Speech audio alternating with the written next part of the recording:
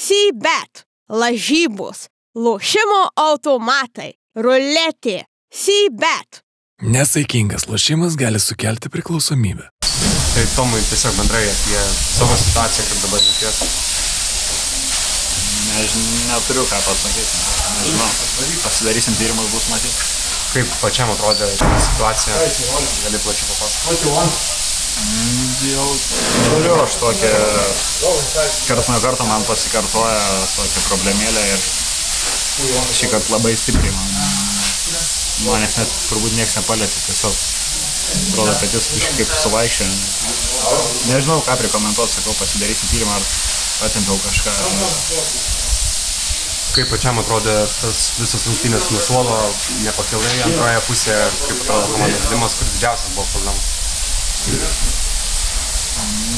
ir treneris sakė, neatlaikėm jau tų bangų, kur turim padaryti baudas, nepadarom, kur kad neleisėm įsibėgėti, pajaust tą žaidimą vėl, kur viens ant vieno aišku situacijose turim Kenaną, duodam jai mes, kur buvom sustarę, jie duos šis nesvarbu, kad ir į kurią ranką, tegul tik ne mes metimų, nes turi 50% pataikymą, Petersą paleidom, tai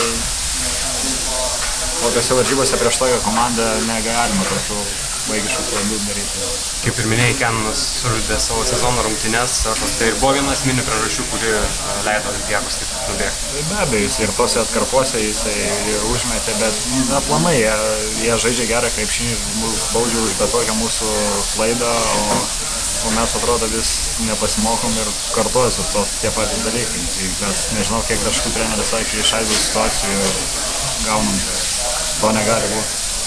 Olympiakos šiandien suklydo tik 6 kartus, kur buvo galbūt didžiausios bėdos, neįvelinti sunkesnio žaidimo jos.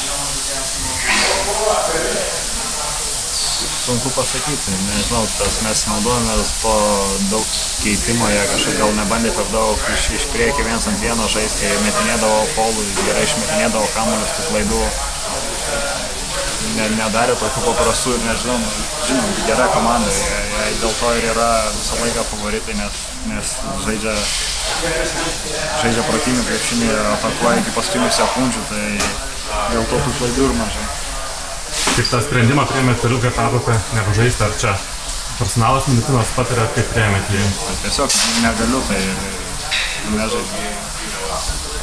C-bet, lažybos, lošimo automatai, ruletė, C-bet.